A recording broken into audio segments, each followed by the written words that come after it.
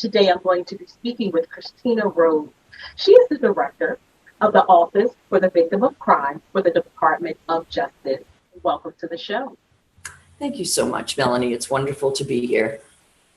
Let's dive right in. Tell the viewers about your journey with victim services and how you were blessed to hold the position you now hold.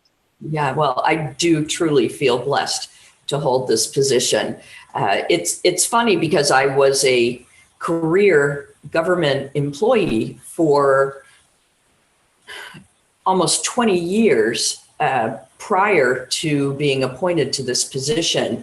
I went to graduate school and got a degree in criminal justice, a master's degree in criminal justice from Northeastern University in Boston, and then got a job with the National Criminal Justice Reference Service, which was a clearinghouse of criminal justice information for the Department of Justice. So I spent 13 years working in that clearinghouse, and it helped me to understand every facet of DOJ's work around providing criminal justice support for state and local governments. And eventually I just got very interested in the crime victims side. And when I finally became a Fed, I started out at the National Institute of Justice, which is the research arm, and got involved in doing some really cool work around the rape kit backlog and sexual assault forensic examinations and creating trainings around that, funding new research around that, and was lucky enough to be able to also spend some time at the Office on Violence Against Women, which administers the Violence Against Women Act, and was the chief of staff there, but was really, really able to dive into work around sexual assault, domestic violence, stalking, teen dating violence, and realized that I just loved that work so much. So when I came back to OVC, I knew that this was something, it's just a real passion of mine. It's funny because I'm thinking right now about just the trajectory of things, and there have been so many things that have happened in between, you know, the time when I was working at the Office on Violence Against Women and now, that led me to this path. And I think a big piece of that was when I took time to go on it was almost a year-long detail. Detail is when you go to a different department within the department. And I spent almost a year as a crime victim advocate in the U.S. Attorney's Office in DC, and had my own caseload of crime victims from misdemeanors all the way up into homicide cases, and fell in love with the direct service work as well, and just knew that that was where I wanted to, you know, really spend time, is helping to improve the system for crime victims. And that's important. Like with my history in victim services, I started volunteering, and that's when I fell in love. It's deep to me that I can fall in love with a non-paying job, but that's where I fell in love. And you have to have a passion to help those in need, because it's truly not a 9 to 5. You have to have a passion. Now, please explain the history of the Crime Victims Fund, VOCA, where the funds come from, and who's eligible to receive those funds. Sure, and thanks for asking about that. The Crime Victims Fund is really the centerpiece of the Office for Victims of Crime, because it is through the Crime Victims Fund that we are able to provide funding to all the states and territories around the United States for crime victim services. And that is our job at OVC, is to make sure that tribal communities, state governments, the governments within the territories all have the money that they need to be able to provide compensation to crime victims and to provide that assistance to crime victims. And the Crime Victims Fund is different from other funds because it does not come from taxpayer dollars. The Crime Victims Fund is solely based on fines and penalties and special assessments on convicted federal offenders. And most of where the funding comes from for the CVF, we call it the CVF, is through those big cases that are prosecuted within the Department of Justice that yield huge fines, and those go in to the CVF, and we use that for our victim services work. Now, please explain to me the allocation process for the fund. Sure. Well, it's actually a rather complex process because first we wait to find out what Congress has allocated for us. So they set a cap on the Crime Victims Fund, and that is the amount of money that we can spend. And then once we have gotten that budget, Congress has passed all the appropriations bills and we get our budget, we carve money off of the top that goes to very specific things. So for example, we fund the victim service specialists for the FBI and the crime victim witness coordinators for the US attorneys around the country. And that is statutory. These are statutory set-asides. It's what we call them. So that money is taken off the top, and then what is left there is allocated for crime victim assistance and crime victim compensation. And I think better than me getting into the weeds and explaining all of the kind of minutia around that, I would recommend going to our website where we have a section that is just dedicated to the Crime Victims Fund. And it breaks out, you can see where those allocations are. And it does a really good job of not only explaining the allocation process, but you can get month-to-month information on the balance that is in the Crime Victims Fund. And you can see what is being added each month. So we just started making that available to folks about a year ago. So in the past, there was not that transparency, and now there is. So I just want to dive deeper in and have that real conversation. When I tell you, I am just so happy to be speaking with you. So with me being the executive director I was actually executive director for Northwest Victim Services for 7 years and 7 months. And like you said, that direct services, that's the part that keeps you going. It's hard. It's hard work dealing with homicides, dealing with crime every day, all day. But when that person says to you before you get off the phone, Miss Nelson, I love you, that's what gives me the fuel to keep going forward. Now, I was that boots on the ground executive director. I didn't ask my staff to do anything that I wouldn't do. Yeah. In filing over 1,000 claims to the Victims Compensation Program, which I think is an excellent program, I have for years tried to figure out how I could have my voice heard. Because let's look at the relocation piece, which you're reimbursed $1,000. Yeah. But what about that mother that watched her son get murdered right across the street from her home? She's not a victim and she's not a witness, so she's not eligible for victims compensation.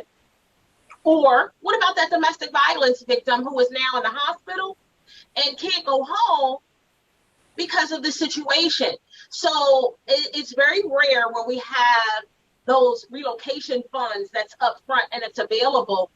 Tell me how I can fight to change that, say that one piece of requirement under VOCA. How can I fight for those victims and those co-homicide survivors?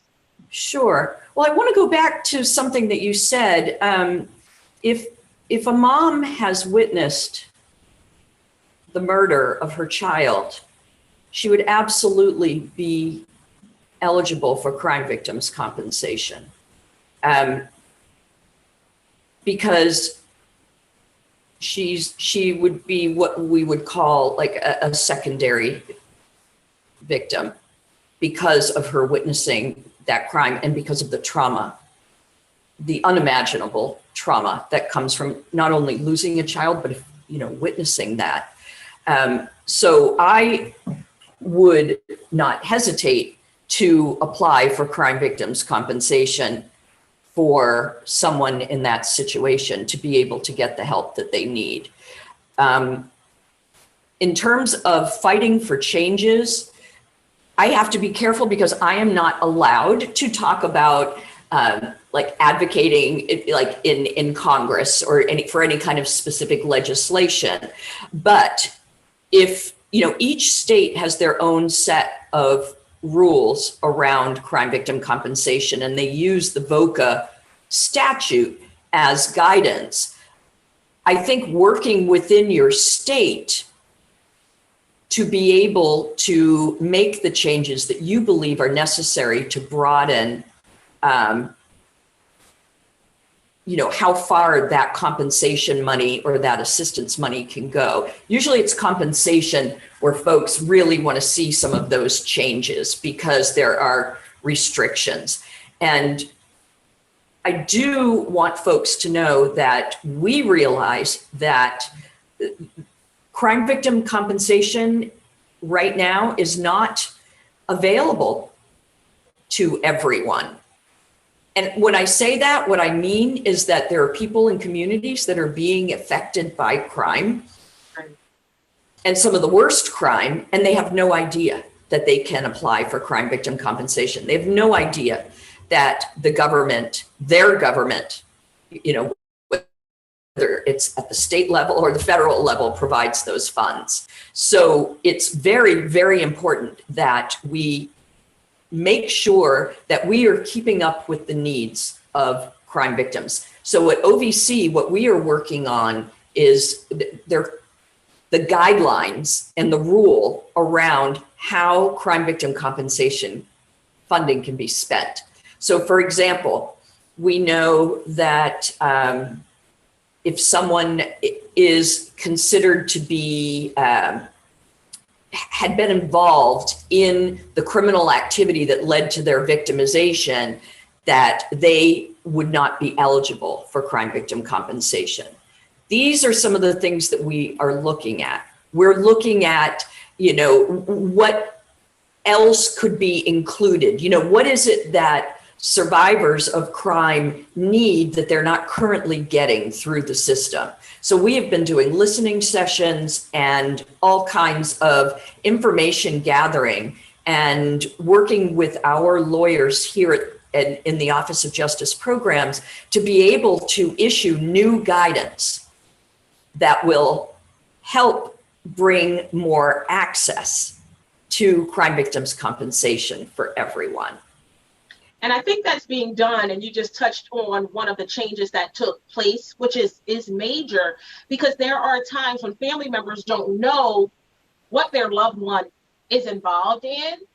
And when we as advocates go file that claim and that detective's report says this person had involvement in the victimization, it still leaves the family with a financial strain because 9 times out of 10, there's no life insurance policy in place. 9 times out of 10, that mother or that father has to miss time from work where their job won't pay them for those days off. The other change that I like that took place is that now people have up to 5 years to file the claim. It's not the 2 years. So I do thank you and the hard work that your office is doing because you're listening to the needs.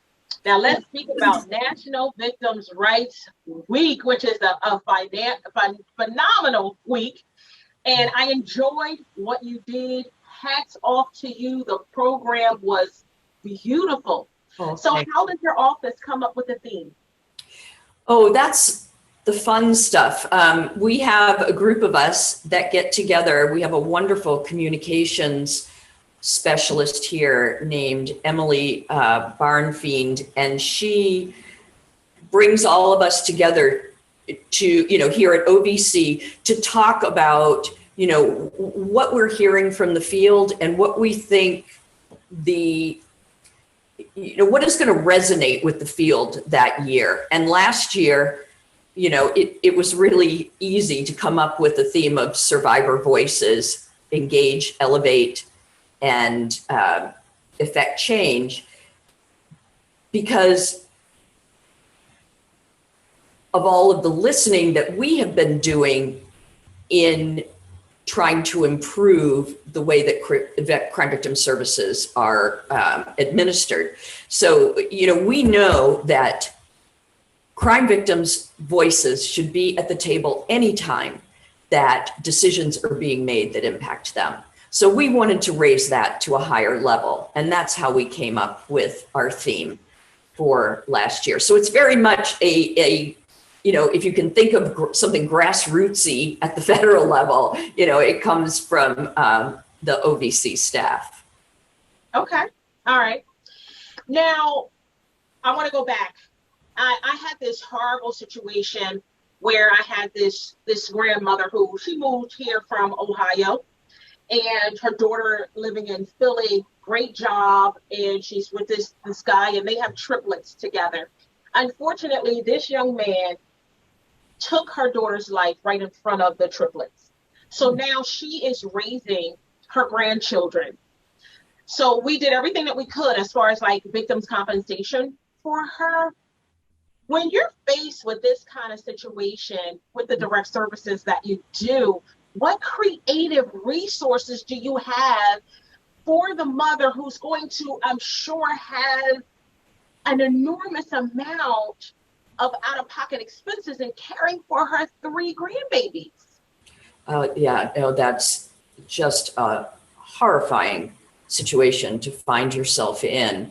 And I think that what you've touched upon is something that a lot of crime victims experience, that they, the way that a victimization impacts them goes so far beyond what people truly understand. I like to call it, concentric circles of harm, because it starts like this, right? And then the impact is just so broad, because when you don't have the financial means, somebody who is earning the money for the family is gone, and you have someone who may be in retirement who has had to pick up that load, that the financial responsibilities can be enormous.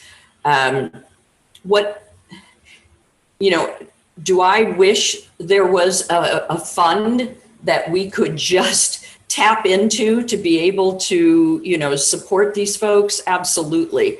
And I know that there are some advocates that are looking at what they're calling cash assistance to be able to provide that kind of support. We're not all the way there yet, but it is something that is being explored, and we definitely want to hear more.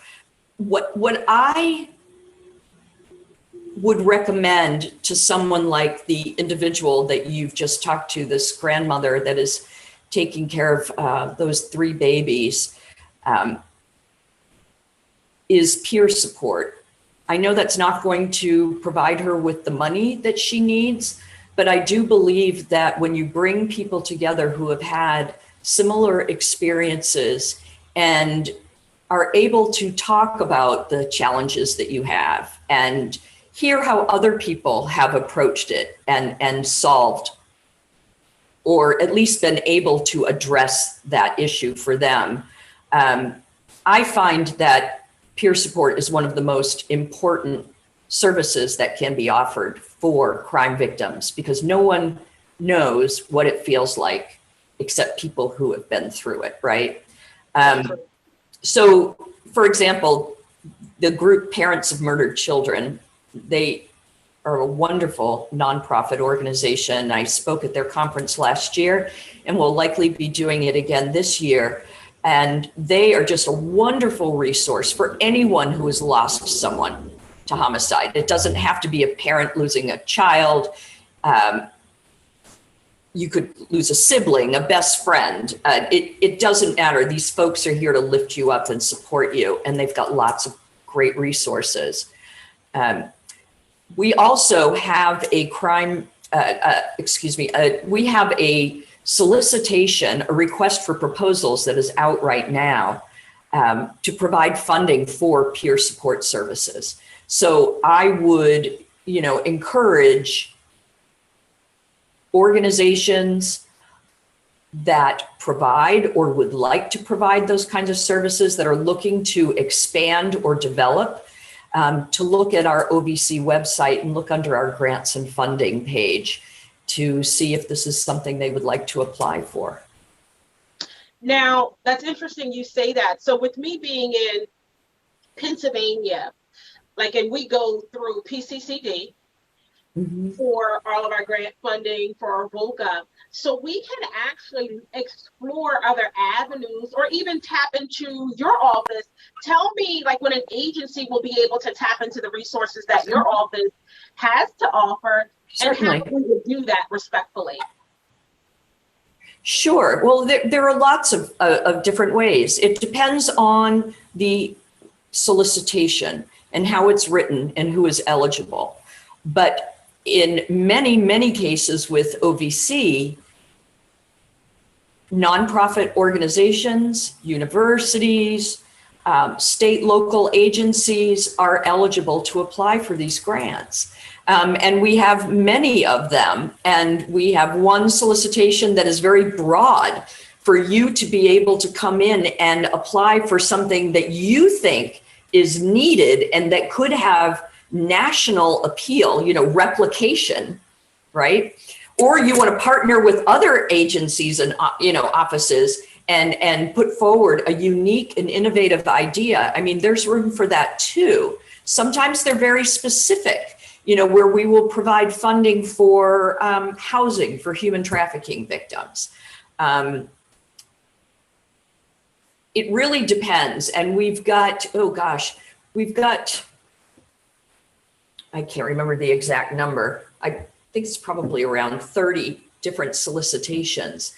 And again, going to our website and taking a peek at those to see what might be of interest. There's no, if you're eligible, there's no reason why you can't get funding from your state through VOCA, but also be able to apply for a grant, from a national organization, from the federal government, I should say. Right. Yeah. Okay. Now, give us that website, and is there a general number for your office that people can call? Yeah, I would recommend the website.